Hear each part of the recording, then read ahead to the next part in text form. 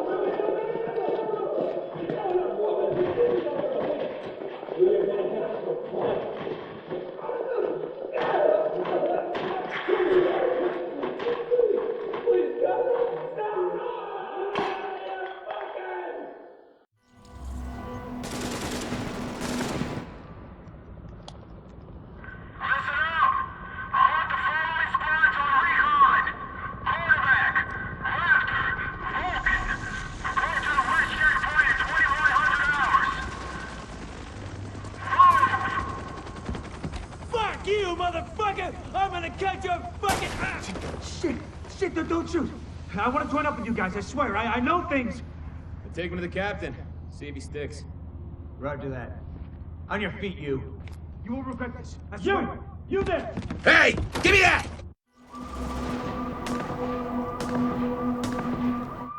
Soldiers of the Last Man Battalion, this is your commanding officer, Lieutenant Colonel Charles Bliss. There were those among us who were angry when the decision was made to leave us behind. Leave us to die, as some people said. But I looked around at this city, and I saw opportunity. I saw what it had been. And I saw what it could be once again if someone had the guts to fight for it. If there were men willing to go out in the streets and take them back from the degenerates and lowlifes who ruled them now. To do what the cowardly government and its fearful, weak soldiers were too afraid to do. And to cut down all the liars and murderers and thieves who stand in the way of peace. We will not look back. We will not compromise. We will do whatever it takes to ensure a better tomorrow for all those who stand with us. And those who stand against us, may God have mercy on their souls. Bliss out. Tell me we got that. Because God damn it, I'm not doing it a second time.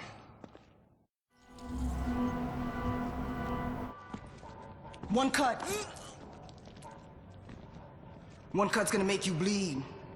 But one cut don't kill you. One cut just makes a scar. We're gonna fucking fight him! A deeper cut We're gonna fucking fight him! We're gonna get him! We're gonna... makes you cry. But you can turn that cry into a roar, or you can turn it into a whimper. That's your choice. I can't See, take you it! can choose to be a victim, no matter where you at. I can't take Top of the it! penthouse, in a prison cell, or even free. Roaming your own streets again. Complain about the cold, the rats. Complain about who's in charge. Some people want to stay the victim. They want to cry. I'll give you what you want. You want to be the victim? Well, I'll make you one. I'll make you one. Me? I'm gonna take what's mine. They say this disease is a tragedy. They say it's the end of the world. Oh, yeah! This disease is our teacher. Oh, hell yes. Teaching the uniforms that they done. Teaching us to rise up. They taken from us long enough. Now we take from them. Their houses, their cars, their families, their lives. This is our town. And now is our time. Hell yeah! It's our time. We're all in! Let's do this! Oh, yeah! Wipe them out, goddammit!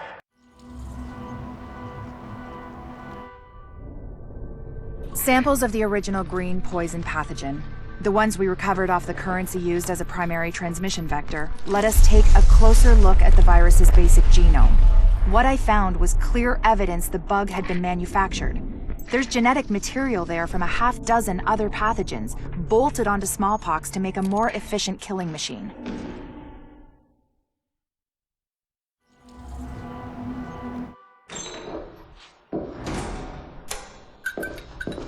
One of the things that makes a virus lethal is adaptation.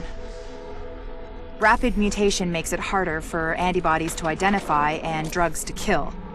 What we're seeing in the samples you pulled from the population at the train yard is the degree of genetic drift green poison is already experiencing, and it's significant, which means it'll be that much harder to find a vaccine.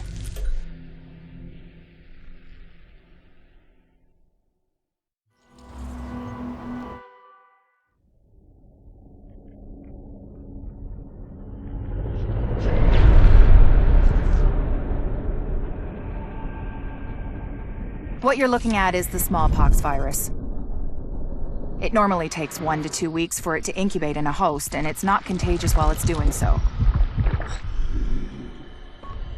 Looking at Amherst's notes, it's clear he wanted to change that, to make green poison infectious while it developed and to speed up that incubation process to make it spread faster.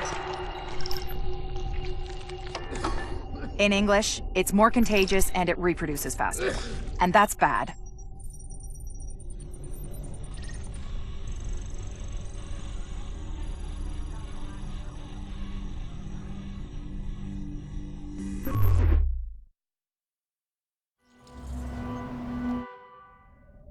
We've got confirmation that green poison wasn't bred. It was coded.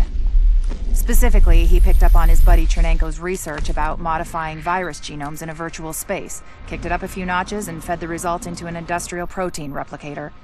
What came out the other end was a working virus, one he could keep tweaking to achieve maximum effect. By which I mean, dead people.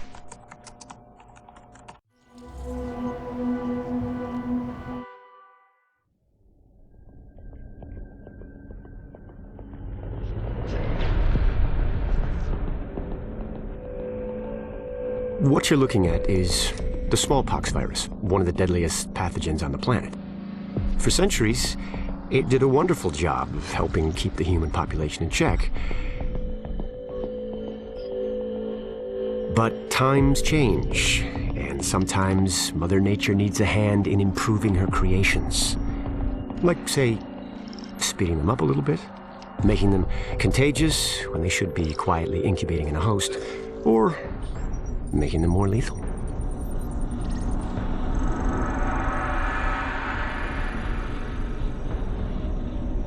I didn't come up with the approach on my own.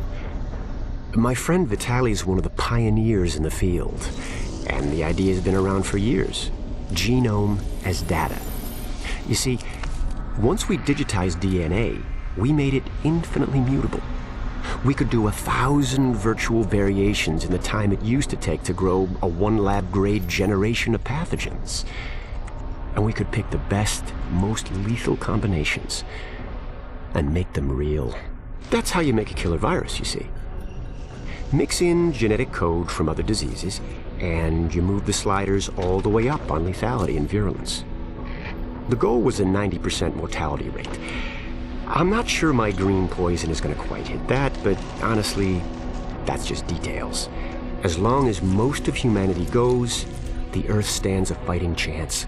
Technically, technology is what's killing the planet. But that's not really the case. It's the greed that drives the technology. But a funny thing happened on the way to $100 genome maps and 3D printed plastic toys. Someone figured out those technologies could be repurposed, modified for the greater good. Me. Now, my virus is going to do what nature's always done. Decide who lives and who dies. And if nature decides I die, then I die. If nothing else, I'll have a lot of company. Natural selection at its finest, helped along by a little unnatural genetic manipulation. It's all data, really. Life's just a method of processing it. The same way I processed the smallpox genome on my laptop.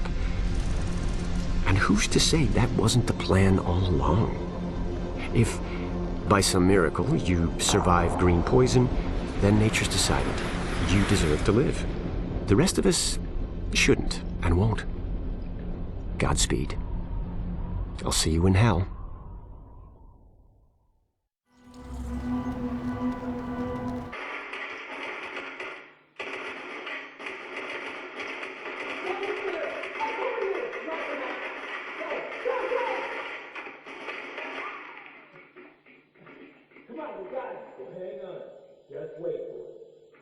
Gotta call this one in, eh?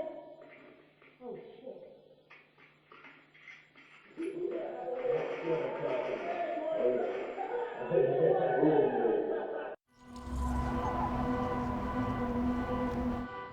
Can't believe the bullshit that went down in the dark zone at the end there. I know. We had it. Everything I told them was dead on. They made us pull out anyway. And we left our dead behind. Yeah, we're not supposed to do that. Hang on a second. Look, we don't leave people behind. We're here to make sure this city doesn't get left behind. But the people we're working with, they're just fine with leaving all of us behind if it's convenient. Look, I don't agree with every decision that's been made, but I am saying it's time to leave them behind. Their model doesn't work anymore. If we're smart, we cut it loose before it drags us down, before it kills us. You're talking treason. I'm talking common sense. Look around. There's nothing left to save. The JTF is trying to save a Manhattan that doesn't exist anymore. It is all about power now. Power and survival. They are done, but I am not. And you won't be either. Not if you work with me.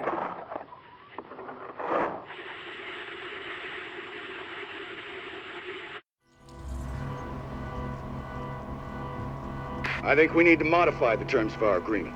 Why, Colonel? It seems to be working perfectly well so far. You get the support of my people and their gear with field intel you couldn't dream of 6 weeks ago. I get a base of operations, a place on what's gonna be the winning side, and the occasional use of your manpower as needed. Not to mention the occasional surface-to-air missile. Or have you forgotten about that chopper in Brooklyn? Look, my people did the dirty work on that op, Bliss, and eliminating Division Senior Command was as much a benefit to you as to me. The last thing either of us wanted was a senior division agent directing a second wave. Hang on, I'm getting feedback on the link. We've been compromised? Looks like. Cutting the link now. No, don't you.